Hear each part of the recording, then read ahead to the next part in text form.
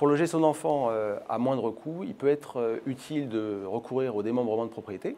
Donc, le démembrement de propriété va permettre de distinguer l'usufruit, qui est le droit de jouir d'un bien, donc pour un bien immobilier, d'en percevoir les loyers ou de l'habiter, et la nue propriété, qui est en fait un droit de propriété en attente de l'extinction de l'usufruit, et qui ne donne ni droit d'usage, ni droit de jouissance sur ce bien. En s'y prenant relativement à l'avance, c'est-à-dire 15 à 20 ans à l'avance, des parents vont pouvoir utiliser ce schéma pour loger à moindre coût leurs enfants. Typiquement, on va décider de faire acheter par un bailleur social l'usufruit d'un bien immobilier.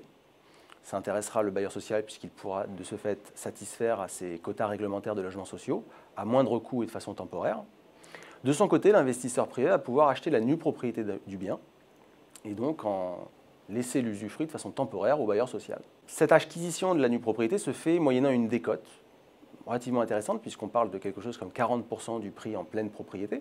Et du coup, un investisseur va pouvoir acheter à 60, par exemple, la nue propriété d'un bien qui vaut actuellement 100. À l'expiration du démembrement, l'usufruit rejoint la pleine propriété en franchise d'impôt et donc le plein propriétaire se retrouve à la tête d'un bien qui vaut 100 en l'absence de toute revalorisation du bien et peut donc constituer sa plus-value en revendant le bien à 100. Une plus-value donc de 40. Donc cet investissement présente plusieurs intérêts puisqu'il est complètement défiscalisé. Donc l'investisseur va pouvoir recevoir des loyers totalement défiscalisés sous la forme d'une décote de prix d'achat. Il va pouvoir présenter des intérêts en termes d'ISF puisque la partie qui est apportée pour financer ce bien sort de l'assiette ISF du contribuable. Puis il va pouvoir investir dans l'immobilier de façon totalement sereine puisqu'il délègue complètement la gestion immobilière à un bailleur social. Et puis surtout, il va pouvoir transmettre de façon intéressante ou loger de façon pertinente son enfant ultérieurement à l'issue de cette période de démembrement. À la fin du démembrement, à la fin de la période de démembrement, parmi les possibilités qui s'offrent à l'investisseur, celui-ci, redevenant plein propriétaire du bien, va pouvoir loger son enfant soit à titre gratuit, soit à titre onéreux.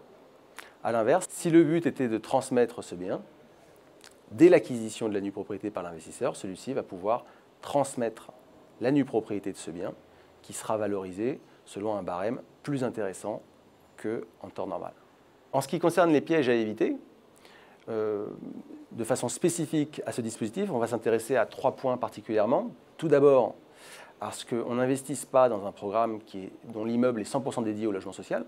On va s'assurer que le bailleur social n'a pas prévu plus que 25 à 30% de l'immeuble pour ses activités de logement social. On va également prêter une attention particulière à la qualité et au sérieux du bailleur social dans le programme en cause, puisque notamment ce dernier doit disposer d'un parc immobilier suffisamment large pour être en mesure de reloger sans difficulté le locataire actuel, si besoin est.